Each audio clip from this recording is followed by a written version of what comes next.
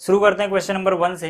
देखो जो question number 1 है इसमें हमसे बोला गया है which of the following relations are functions give reasons if it is function determine its domain and range. मतलब कि यहाँ पर आप देख सकते हो कुछ रिलेशंस गिवन है हमें, ठीक है, जैसे कि पहली, दूसरी, तीसरी, इनमें से कौन सी रिलेशन फंक्शन होगी ये हमें बताना है, क्यों होगी या क्यों नहीं होगी रीजन भी देना है, और अगर वो फंक्शन है तो उसका डोमेन एंड रेंज भी लिखना है। ठीक, तो यहाँ पर पहली रिलेशन की बात करते हैं। पहली रिलेशन में देखो डोमेन में क्या क्या आ रहा है, 2, 5, 8, 11, 14 और 17। 2 किससे लिंक है, 1 से, 5 भी 1 से लिंक है, 8 भी 1 से लिंक है, 11 भी 1 से लिंक है, 14 भी 1 से ही है और 17 भी 1 से लिंक है। तो मतलब यहाँ ऐसा कुछ नहीं हो रहा कि डोमेन का कोई एलिमेंट दो लोगों से लिंक हो रहा हो। ठीक है, तो ये रिलेशन फंक्शन होगी, रिलेशन इज अ फंक्शन। ठीक है, अब देखो अगर आपको ये समझ में नहीं आया तो मैंने पिछली वीडियो में इसको डिटेल में कवर किया था कि कब कोई रिलेशन फंक्शन होती है कब नहीं होती है, पहले आप उसको देख लेना। फिर भी हल्का सा बता देता हूँ। देखो डोमेन में क्या क्या आ रहा है, 2 आ रहा है, 5 आ रहा है, 8, 11, 14 और 17।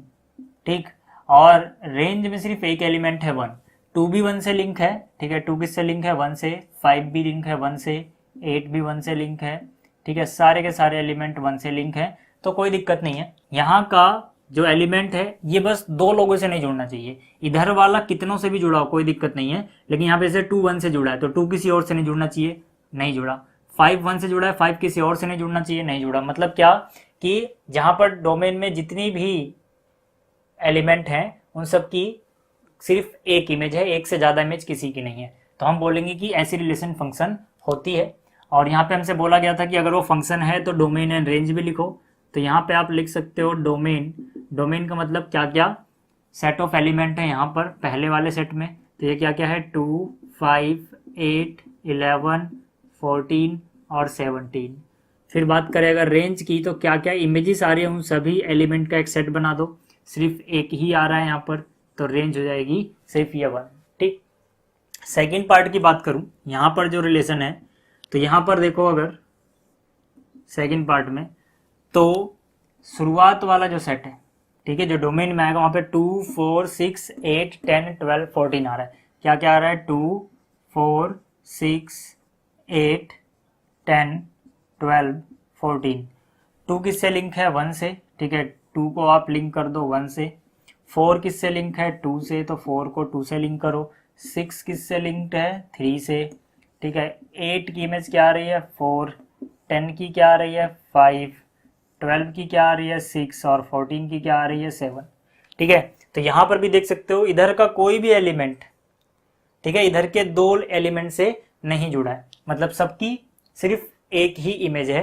तो हम बोलेंगे यहाँ पर कि रिलेशन इज फंक्शन, कारण में आप लिख सकते हो because every element in its domain has one and only one image. ठीक है, तो ये हो गया। अब यहाँ पे बोला गया था डोमेन एंड रेंज लिखो, तो यहाँ पर मैं डोमेन लिख देता हूँ। डोमेन में क्या क्या आ रहा है, 2, 4, 6, 8, 10, 12 और 14। तो यहाँ से 2, 4, 6, 8, 10, 12 और 14। ठीक है, ये किस में आ जाएगा, ये आ जाएगा डोमेन में। रेंज की बात करें अगर हम, रेंज क्या होता है, यहाँ पर जो एलिमेंट आ रहे हैं सारे के सारे जो किसी ना किसी से लिंक हो रहे हैं, तो यहाँ पे 1, 2, 3, 4, 5, 6, 7 ये सब किसी ना किसी से लिंक है, मतलब किसी ना किसी की इमेजेस हैं, तो इनका सेट क्या कहलाएगा, रेंज कहलाएगा। फिर से बोल रहा हूँ डोमेन, रेंज, फंक्शन, रिलेशन, इन सब का बेसिक के लिए आपको पिछली वीडियोस देखनी पड़ेंगी। ठीक है, यहाँ पे अगर हम बात करें तो यहाँ पे हम बोलेंगे relation is not a function. यहाँ पर रिलेशन जो है फंक्शन नहीं है। रिलेशन फंक्शन क्यों नहीं है, क्योंकि 1 की इमेज 3 आ रही है और 1 की ही इमेज 5 भी आ गई। ठीक है, तो मतलब एक ही एलिमेंट की 2 इमेजेस हो गई, ऐसा पॉसिबल नहीं है फंक्शन के केस में, तो हम बोलेंगे ये जो है ये फंक्शन नहीं हो सकता है। ठीक है, अगर मैं इसको थोड़ा सा डायग्राम बना के दिखाऊं तो आप समझ सकते हो। यहाँ पर आ रहा है 1 और यहाँ पर आ रहा है 2। 1 की इमेज 3 है यानी कि 1 3 से लिंक है, 1 की इमेज 5 है यानी कि 1 5 से भी लिंक है, और 2 5 से लिंक है। तो यहाँ पर जो एलिमेंट 1 है, ठीक है, इसकी 2 अलग अलग इमेजेस आ रही हैं, तो ऐसा पॉसिबल नहीं हो सकता है फंक्शन के केस में। ठीक, तो ये फंक्शन नहीं है। तो यहाँ पर आपको समझ में आ गया होगा क्वेश्चन नंबर 1। अब बात करते हैं क्वेश्चन नंबर 2 की। अब देखो जो क्वेश्चन नंबर 2 है इसमें हमसे बोला गया find domain and range of the following functions. मतलब कि हमें दो फंक्शन दिए गए हैं, पहला है f(x) equal to minus mod x, दूसरा है f(x) is equal to under root 9 minus x square. इन दोनों फंक्शंस के हमें डोमेन और रेंज को फाइंड आउट करना है। ठीक, तो इसको कैसे करेंगे, देखो सबसे पहली बात करते हैं पहले पार्ट की। तो f(x) इक्वल टू कितना है, माइनस ऑफ मॉड x। तो माइनस को थोड़ी देर के लिए भूल जाओ, मॉड x का क्या मीनिंग होता है, ठीक है, मॉड x का क्या मीनिंग होता है वो लिखो। तो मॉड x का मीनिंग मैंने आपको पिछली वीडियो में पढ़ाया था, जब मैंने आपको ये मॉड फंक्शन से इंट्रोडक्शन दिया था, कि इसका मतलब होता है कि हमें दो तरीके के आंसर देता है, या तो ये डायरेक्ट x दे देगा जो भी इसके अंदर पुट करोगे, या फिर जो भी इसके अंदर आप पुट करोगे अगर वो नेगेटिव है तो पहले ये उसको माइनस से मल्टीप्लाई करेगा, फिर जो आंसर आएगा वो हमें देगा। मतलब कि ये डायरेक्ट x देगा अगर जो भी आपने यहाँ पे पुट किया उसकी वैल्यू या तो 0 से बड़ी रही हो या फिर 0 के बराबर रही हो, और ये पहले माइनस से मल्टीप्लाई करेगा फिर आपको आंसर देगा अगर आपने जो पुट किया इसके अंदर वो लेस देन 0 रहा हो। मैंने एक एग्जांपल भी दिया था आपको कि अगर आपको मान लीजिए मोड 5 की वैल्यू निकालनी है और आपको मोड -5 की वैल्यू निकालनी है, तो दोनों ही केस में आपको आंसर कितना मिलता है, दोनों ही केस में आपको आंसर मिलता है 5। अब इसके पीछे की कहानी क्या होती है, इसके पीछे की कहानी होती है कि यहाँ पर ये x है, ठीक, तो x की वैल्यू से 5 मिली, इसने चेक किया यार जो मुझे अंदर यहाँ पे x मिल रहा है वो तो 0 से बड़ा है, 5 0 से बड़ा होता है, तो ये एज इट इज आपको x यानी कि एज इट इज 5 रिटर्न कर देता है। ठीक, लेकिन जैसे ही इसके पास आपने x की वैल्यू नेगेटिव दे दी, अब देखो यहाँ पर x की वैल्यू क्या है, -5, तो ये क्या चेक करेगा यार x की वैल्यू -5 है और -5 यानी x की वैल्यू जो है वो 0 से छोटी होती है, तो ये आपको डायरेक्ट -5 नहीं देगा, ये क्या करेगा माइनस से मल्टीप्लाई करेगा जो भी इसके अंदर आपने पुट किया, अगर वो नेगेटिव है तो फिर आपको आंसर देगा। तो माइनस से जब इसको मल्टीप्लाई किया -5 को तो कितना आ गया, +5। तो ये इसके पीछे की कहानी थी जो मैंने आपको समझाया था। लेकिन यहाँ पर क्या हो रहा है, देखो जो हमारा क्वेश्चन है इसमें मोड x नहीं है, हमारे क्वेश्चन में माइनस ऑफ मोड x है। तो जब आप यहाँ पर माइनस ऑफ मोड x निकालोगे तो कहानी बस थोड़ी सी पलट जाएगी, जहां पर आपको x मिल रहा था वहां माइनस ऑफ x मिलेगा, और जहां पे माइनस x मिल रहा था वहां पे प्लस x मिलेगा, क्योंकि आपने सबको माइनस से मल्टीप्लाई कर दिया भाई। तो यहां से कहानी में हो जाएगा ट्विस्ट, ये हो जाएगा +x की जगह -x और ये -x की जगह +x। ठीक है, कंडीशन अभी ये रहने दो क्योंकि यहाँ पे हमने निशान चेंज किया है, क्योंकि 0 माइनस से मल्टीप्लाई कर रहे हैं। ठीक, तो मतलब कि अब देखो ये क्या है, माइनस मोड x। अब माइनस मोड x, अब बात करते हैं डोमेन की। ठीक है, यही हमारा फंक्शन है, ठीक है, यही क्या चीज है, हमारा फंक्शन f(x). अब डोमेन क्या होगा इसका, डोमेन के लिए मैंने आपको क्या बताया था पिछली वीडियो में कि अगर आपके पास कोई फंक्शन है और आप उसका डोमेन निकालना चाहते हो तो इसका सिंपल सा मीनिंग ये होता है कि आप वहां पे अगर मान लीजिए वो x का फंक्शन है तो वहां पे आप x की क्या क्या वैल्यू पुट कर सकते हो कि फंक्शन को कोई तकलीफ ना हो। तकलीफ ना होने का मतलब फंक्शन अनडिफाइंड वगैरह ना हो। तो यहाँ पे देखो यार x की वैल्यू चाहे आप 0 से बड़ी ले रहे हो, 0 के बराबर ले रहे हो, 0 से छोटी ले रहे हो, मतलब x की वैल्यू कोई भी आप ले रहे हो, सबके लिए फंक्शन कुछ ना कुछ वैल्यू दे रहा है। मतलब फंक्शन को कहीं पे तकलीफ नहीं है, कोई भी आप रियल नंबर ले लो। तो मतलब डोमेन हो जाएगा भैया -∞ से +∞ तक, यानी कि रियल नंबर भी बोल सकते हो आप, सारे के सारे रियल नंबर इसका डोमेन हो गया, या फिर आप इसको ऐसे लिखो या फिर रियल नंबर लिख लो। ठीक, तो मतलब डोमेन आपको समझ में आ गया कि सारी की सारी वो x की वैल्यू अगर फंक्शन x का है तो जहां पर फंक्शन डिफाइंड होता है, कोई ना कोई वैल्यू आपको दे रहा है। ठीक है, तो ये हो गया डोमेन। अब रेंज क्या होती है, रेंज के लिए मैंने आपको बताया था कि भाई जो भी आप डोमेन के लिए पुट कर रहे हो एलिमेंट, उनकी क्या क्या इमेजेस आ रही हैं उन सबका एक सेट। तो आप अगर -∞ से +∞ कुछ भी पुट कर लो, ठीक है, जो मोड x होता है, जो मोड x होता है ये कभी नेगेटिव नहीं देता। अभी हम फिर से माइनस हटा देते हैं, ठीक है ना। अब यहां पर मैं रेंज के लिए सॉल्व कर रहा हूं, फॉर रेंज।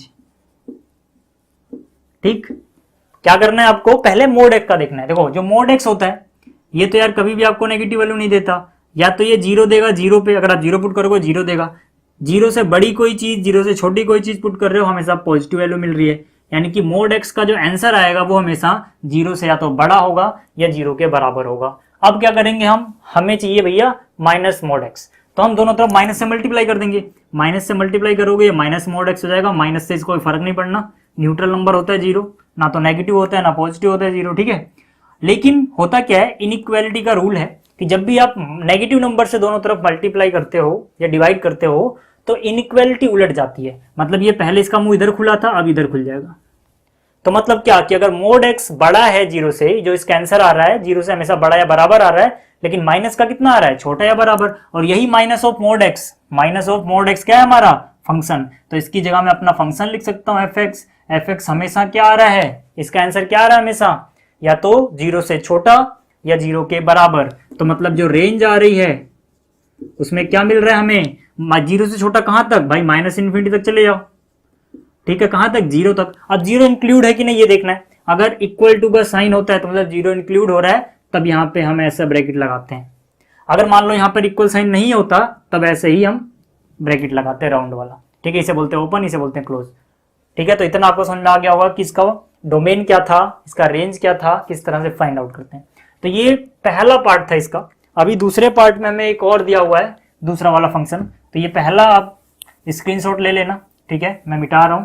अब बात करते हैं सेकंड वाले की, ठीक है, पहला तो खत्म, इसको मिटा देते हैं। सेकंड वाले में क्या है हमारे पास, देखो जो सेकंड वाला है इसको मैं यहां उतार रहा हूं। सेकंड में है हमारे पास f x is equal to under root 9 minus में एक्स स्क्वायर, ठीक है। अब पहले बात करेंगे भाई डोमेन की। डोमेन में मैंने आपको क्या बताया था, मैंने कहा डोमेन में आप देखो फंक्शन किसका है, यहां पर फंक्शन है एक्स का, ठीक है, एफ ऑफ एक्स। तो आपको ये देखना है कि आप x की क्या क्या वैल्यू पुट कर सकते हो कि फंक्शन को कोई तकलीफ ना हो, मतलब फंक्शन अनडिफाइंड ना हो। और आपको पता होगा कि अंडर रूट के अंदर अगर आपने नेगेटिव वैल्यू रख दी तो ये रियल नंबर नहीं होता, ये कॉम्प्लेक्स नंबर होता है, ठीक है। हो सकता है आपने कॉम्प्लेक्स नंबर वाला चैप्टर पढ़ लिया हो या फिर आप आगे पढ़ो। तो मतलब रियल नंबर में हम क्या कर सकते हैं, इसके अंदर सिर्फ जीरो रख सकते हैं, इसके अंदर जो भी वैल्यू है या तो जीरो हो या फिर वो जीरो से बड़ी यानी पॉजिटिव हो, नेगेटिव नहीं हो सकती। इसके अंदर कोई भी वैल्यू है वो नेगेटिव नहीं हो सकती है। अभी हम जो पढ़ रहे हैं ये रियल नंबर वाला चीज है, कॉम्प्लेक्स में नहीं गए अभी हम। तो मतलब क्या कि यहां पर जो भी अंदर है इसके, जो भी इसके अंदर है, इसमें आप सिर्फ x की वही वैल्यू पुट करोगे जिसके लिए या तो ये जीरो हो या जीरो से बड़ा हो। तो हम बोलेंगे फॉर डोमेन, ठीक है, डोमेन के लिए मैं सॉल्व कर रहा हूं, हम सिर्फ x की वही वैल्यू ले सकते हैं जिसके लिए अंडर रूट के अंदर जो भी है वो या तो जीरो के बराबर हो या फिर जीरो से बड़ा हो। तो मतलब x की वो सारी वैल्यू जब 9 में से एक्स स्क्वायर आप घटाओ तो या तो आपको जीरो मिले या जीरो से बड़ा पॉजिटिव नंबर मिले, आप वो सब x ले सकते हो डोमेन में। तो इसको हम सॉल्व कैसे करेंगे, देखो दोनों तरफ से 9 घटा दो तो यहां बचेगा माइनस एक्स स्क्वायर, यहां हो जाएगा -9। याद रखना नेगेटिव नंबर से जब मल्टीप्लाई करते हैं डिवाइड करते हैं तब इनइक्वालिटी उलटती है। यहां मैंने मल्टीप्लाई या डिवाइड नहीं किया, मैंने क्या किया, यहाँ पे -9 और यहाँ भी -9 किया है। तो इस -9 से +9 कट गया होगा, ठीक है, हट गया, 0 माइनस -9, 0 माइनस 9 कितना 9, ठीक। अब आप क्या करो, दोनों तरफ माइनस से मल्टीप्लाई करोगे भाई, ठीक है। तो इधर माइनस से मल्टीप्लाई करोगे, ये हो जाएगा +x² और ये हो जाएगा 9। अब आपने माइनस से मल्टीप्लाई किया -1 से, ठीक है। तो ये इनइक्वालिटी उलट जाएगी, मतलब इधर चोंच बन जाएगी, उधर मुंह खुल जाएगा और ये ऐसे, यानी x² is less than equal to 9। अब मतलब क्या है कि x आपको कोई ऐसा रियल नंबर लेना है जो कि स्क्वायर करने के बाद या तो 9 के बराबर वैल्यू दे यानी 9 दे या फिर 9 से छोटी दे। तो आप खुद दिमाग लगाओ x की वैल्यू क्या क्या ले सकते हो। आप x की वैल्यू ले सकते हो -3 से ज्यादा या बराबर और +3 से कम, ठीक है। इसके आगे गए या इसके पीछे गए तो कहानी खराब हो जाएगी। जैसे कि आपने मान लो 4 भी पुट कर दिया तो 4 का स्क्वायर 16 होता है, 16 तो भैया 9 से छोटा नहीं होता है। 3.1 भी लोगे तब भी वो 9 से बड़ा आएगा, मतलब इससे आगे आप जा ही नहीं सकते हो, ना ही आप इससे पीछे सकते हो। आप -4 रख के देख लो, -4 का स्क्वायर +16 हो जाएगा, वो भी इससे छोटा नहीं होता है। तो मतलब क्या, मतलब डोमेन में हम x की ये वैल्यू पुट कर सकते हैं, तो जो डोमेन हो जाएगा, डोमेन जो हो जाएगा उसका आंसर आएगा -3 से लेके 3 तक की वैल्यू आप पुट कर सकते हो। और कौन सी, ये इंक्लूड है कि नहीं, देखो यहाँ पे इक्वल टू का साइन है, मतलब ये इंक्लूड होगा, क्लोज ब्रैकेट आएगा, यहाँ भी इक्वल का साइन है, यहाँ भी क्लोज ब्रैकेट आएगा। तो ये हो गया हमारा डोमेन, ठीक है। अब बात करते हैं रेंज की। फिर से बोल रहा हूं, यहाँ पे मैं जो सॉल्व करूंगा फॉर रेंज होगा। रेंज निकालने के लिए, रेंज के लिए क्या करते हैं हम, सिंपल सी बात है यार कि जो भी आप डोमेन पुट कर पा रहे हो उसके लिए आपको क्या क्या सॉल्यूशन में आंसर मिल रहा है उन सबका एक सेट बना लो, ठीक है। तो हम बोलेंगे for x which is greater than equal to -3 and less than equal to 3, fx is from, देखो fx के अंदर आप यहां से यहां तक की यानी डोमेन की कोई भी वैल्यू पुट करो, आपका जो fx है वो क्या क्या आंसर दे रहा है, देखो ध्यान से देखना, -3 पुट कर रहा हूं मैं, -3 का स्क्वायर कितना आया +9, तो 9 - 9 0, यानी कि यहां से मुझे आंसर 0 मिला, रफ में आप लिख लो। +3 आप पुट करो, +3 पुट करोगे तो 3 का स्क्वायर 9, 9 - 9 फिर से 0 मिला, ठीक है। तो ये सबसे एक वैल्यू जो दे रहा है वो कितना दे रहा है 9।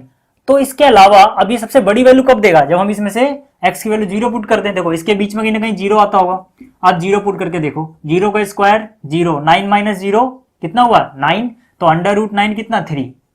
तो मतलब यहां से यहां तक की कोई भी वैल्यू आप पुट कर रहे हो, यहां से यहां तक की कोई भी वैल्यू आप पुट करो, आंसर जो सबसे छोटा मिलने वाला है वो 0 मिलने वाला है, नेगेटिव में तो जाएगा ही नहीं वैसे भी है, ठीक है, अंडर रूट समथिंग की वैल्यू नेगेटिव नहीं आती है रियल नंबर में, ठीक है। तो मतलब ये जा रहा है फ्रॉम 0 to 3, ठीक है। आप कोई भी x की वैल्यू यहां से यहां तक जो डोमेन था पुट कर रहे हो, तो जो fx की वैल्यू मिल रही है यानी जो रेंज में आपको आंसर मिल रहा है वो 0 से लेके 3 तक जा रहा है, 0 to 3। तो मतलब क्या, मतलब कि जो रेंज हो गई हमारी, ठीक है, वो हो जाएगी फ्रॉम 0, 0 के इक्वल टू भी जा रहा है, ठीक है, और 3 के भी इक्वल टू जा रहा है, ठीक है ना, क्योंकि जब आप x की वैल्यू इसके बीच में 0 भी आता होगा ना कहीं, 0 पुट करोगे, 0 का स्क्वायर 0, 9 - 0 9, √9, 3 के इक्वल टू भी आ रहा है, इसलिए यहाँ पे क्लोज ब्रैकेट लगाओगे। तो ये रेंज हो गई, ये इसका डोमेन हो गया, ये था क्वेश्चन नंबर 2। अब देखो जो क्वेश्चन नंबर 3 है, इसमें हमसे बोला गया a function is defined by fx equal to 2x - 5, find f of 0, f of 7, f of -3। मतलब क्या है कि यहाँ पर जो फंक्शन है fx वो बराबर है 2x - 5 के, हमें इनकी वैल्यूज निकालनी है। तो यहाँ पे मैं सिर्फ पहला पार्ट कर रहा हूँ, बाकी क्या आप कर लेना, सिंपल क्या करना है, देखो f of 0 का मतलब क्या है, देखो यहाँ पे f of x है, यहाँ पे f of 0 है, मतलब x की जगह पे इन्होंने 0 लिख दिया है, तो अब क्या पुट करना है, x की जगह पे 0, तो ये था 2, x की जगह पे 0 -5, तो 2 × 0 0 हो गया, -5 यहाँ पे आ गया, तो f of 0 की क्या वैल्यू आ गई -5। इसी तरह से आप f of 7 निकाल लेना, f of -3 निकाल लेना, सिंपल सा है, ठीक है, क्लास 9th में ऐसे क्वेश्चन आपने किए थे, तो ये आपसे आसानी से हो जाएंगे, ठीक है। तो ये था क्वेश्चन नंबर 3। अब बात करते हैं क्वेश्चन नंबर 4 की। क्वेश्चन नंबर 4 भी बिल्कुल इसके जैसा है। क्वेश्चन नंबर 4 में बोला गया function t maps temperature in degree Celsius into Fahrenheit, ठीक है, मतलब कि एक फंक्शन है t जो कि टेम्परेचर को डिग्री सेल्सियस से फ़ारेनहाइट में मैप करता है, मतलब कन्वर्ट करता है, और जो फंक्शन है t वो बताया गया है Tc is equal to 9c divide by 5 plus 32, ठीक है। मतलब कि जब आप यहाँ पे सेल्सियस में वैल्यू रखते हो तो जो इसका आंसर आएगा वो फ़ारेनहाइट में उसका कन्वर्जन होगा। हमसे बोला गया है फाइंड T0, T28, T-10, और इसके बाद बोला गया है चौथे पार्ट में द वैल्यू ऑफ, यहाँ पे C आएगा, ठीक है, the value of C when Tc is equal to 212, ठीक। तो इसको हम कैसे करेंगे, देखो ये भी वैसे ही है भाई, जो हमें फंक्शन दिया गया है Tc वो कितने के बराबर है 9c डिवाइड बाई 5 प्लस में 32, ठीक है। तो अगर मैं पहले पार्ट की बात करूं तो यहाँ पे क्या है T of 0, तो मतलब यहाँ पे C की जगह क्या पुट करना है 0, तो यार पुट कर दो 0, C की जगह 0 पुट किया डिवाइड बाई 5 प्लस में 32, ये सारा तो 0 हो गया, यहाँ पे क्या बच गया 32, तो यहाँ से T of 0 32 आ गया। इस तरह से आप T28 निकाल लेना, T-10 निकाल लेना। चौथे पार्ट की बात करते हैं, ठीक है। चौथे पार्ट में क्या बोला गया, देखो चौथे पार्ट में बोला गया है कि हमें C की वो वैल्यू निकालनी है जब T of C कितना हो 212, तो यहाँ से जो डिफाइंड है फंक्शन, ठीक है, T of C, ठीक है, इसकी वैल्यू हमें बताई गई है, T of C की वैल्यू कितनी है 212, तो इसके बराबर लिख दो 212। अब T of C की डेफिनेशन क्या है, ये रही, तो T of C की वैल्यू ये भी पुट कर सकते हैं इसके नीचे, तो इसके नीचे आ गया 9c डिवाइड बाई 5 प्लस में कितना 32 बराबर में कितना 212, ठीक है। तो यहाँ से 9c डिवाइड बाई 5 की वैल्यू हो जाएगी 212 माइनस में कितना 32, ठीक है। तो यहाँ से c की वैल्यू कितनी जाएगी, इसमें से ये गया तो कितना बचेगा 180, ठीक है। नीचे वाला 5 कहाँ जाएगा मल्टीप्लाई में, ऊपर वाला 9 कहाँ जाएगा डिवाइड में, 9 2 जाए 18, 1 0 तो 1 0, 20 5 100, यानी कि डिग्री सेल्सियस में वैल्यू c की वैल्यू कितनी आएगी 100, ठीक। अब देखो जो क्वेश्चन नंबर 5 है, इसमें हमसे बोला गया find the range of each of following function, मतलब हमें 3 अलग अलग फंक्शन दिए गए हैं, तीनों में हमें रेंज बतानी है, डोमेन यहाँ पे नहीं पूछा गया है, ठीक है। तो यहाँ पर बात करते हैं पहले पार्ट की। पहले पार्ट में है f x equal to 2 minus 3x और x बिलोंग करता है रियल नंबर को, x बड़ा होना चाहिए 0 से। तो पहले पार्ट में जो भी इंफॉर्मेशन थी मैंने यहाँ पे कॉपी कर ली है। अब मुझे क्या बताना है, रेंज बतानी है, ठीक है।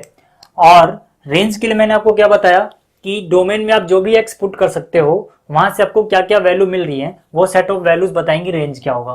तो यहाँ पे देखो सिंपल सी बात है, x रियल नंबर है और जो x है वो 0 से बड़ा है, ठीक। x अगर हम 0 से बड़ा रखें सारे रियल नंबर, तो यहाँ पे क्या क्या वैल्यू मिलेंगी, वही क्या हो जाएगा, रेंज हो जाएगी, ठीक।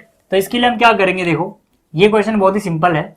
x जो है, ठीक है, जो x है वो क्या है, वो 0 से बड़ा लेना है। अब आप सोचो अगर आप x 0 से बड़ा यानी पॉजिटिव रखोगे तो ये कहां से कहां तक आंसर दे सकता है आपको। सिंपल सा इसको करने का तरीका होता है, जब भी आपको कुछ ऐसी कंडीशन दी जाए तो क्वेश्चन आसान बन जाता है। कैसे, जो भी आप यहाँ पर है इसमें आप कुछ भी ऐड, मल्टीप्लाई, सब्ट्रैक्ट कुछ भी करके इसको कुछ इस जैसा बना दो और फिर देखो वैल्यू में क्या चेंज आया। जैसे यहाँ पर सिर्फ x है लेकिन हमारे पास है 2 माइनस 3x, तो पहले क्या करते हैं, देखो x के साथ क्या है -3, तो पहले दोनों तरफ -3 से मल्टीप्लाई कर दो, तो ये हो गया -3x, ठीक है। और ये क्या हो गया, 0 इंटू -3 0 ही रहेगा, लेकिन आपने मल्टीप्लाई किससे किया है, एक नेगेटिव नंबर से -3 से, तो ये उलट जाएगी, ठीक है, रूल है भाई, ठीक है। तो यहां से अगर x 0 से बड़ा था तो इसका मतलब -3x, सिर्फ इतने की बात कर रहा हूं, -3x 0 से छोटा होगा, ठीक है। पहली बात समझ में आ गई। इसके बाद यहां पर क्या है, 2 है, 2 के लेफ्ट में प्लस है, मतलब दोनों तरफ 2 जोड़ दो भाई, ठीक है। इस तरफ हमने किया +2 और इस तरफ भी हमने किया +2, ठीक है। तो यहां से क्या हो गया, ये हो गया 2 माइनस 3x लेस देन 0 + 2 की वैल्यू कितनी आई, 2 आई। अब जरा ध्यान से देखो, यहाँ पर 2 माइनस 3x है, यहाँ पर भी क्या है 2 माइनस 3x, मतलब जो मैंने ये लिखा है असलियत में ये f ऑफ x की ही वैल्यू है, यानी इसकी जगह मैं लिख सकता हूँ fx, ठीक है। इसकी जगह मैं क्या लिखता हूँ, fx, ये इसके बराबर है। तो मतलब जो fx होगा वो हमेशा 2 से छोटी वैल्यू देगा, यही तो मतलब है यार रेंज का। अब रेंज मतलब क्या, कि भाई fx की क्या क्या वैल्यू आ सकती है, तो जो रेंज होगी इस केस में वो किसने के बराबर होगी, देखो 0 से छोटा कहां तक जा सकते हो, माइनस तक, माइनस इन्फिनिटी तक, ठीक है। तो मतलब -∞ से लेके 2 तक आओगे, और 2 यहाँ पे इक्वल होता तो हम यहाँ पे क्लोज ब्रैकेट लगाते, लेकिन ये इक्वल नहीं है तो यहाँ पर ये ओपन ब्रैकेट लगेगा। तो इसकी रेंज होगी -∞ से लेके 2, क्योंकि जो fx है वो हमेशा 2 से छोटा आ रहा है, ठीक। तो ये हो गया भैया पहला पार्ट। अब बात करते हैं इसके दूसरे पार्ट की, ठीक है। जो इसका सेकंड पार्ट है, यहाँ पे आ जाओ।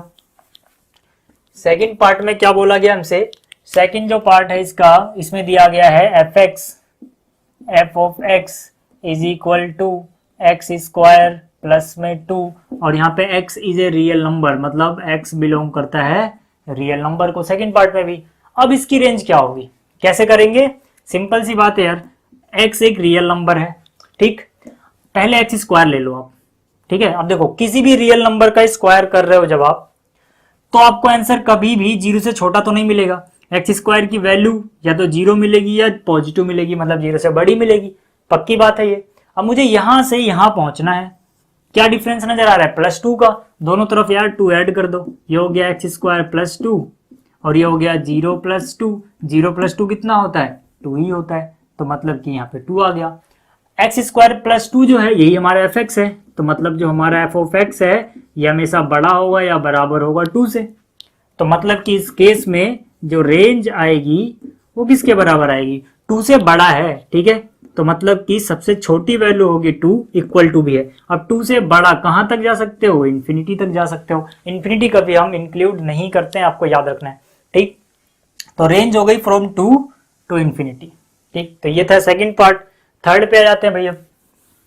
थर्ड में क्या बोला गया है, f x is equal to x, ठीक है, f of x is equal to x, ठीक।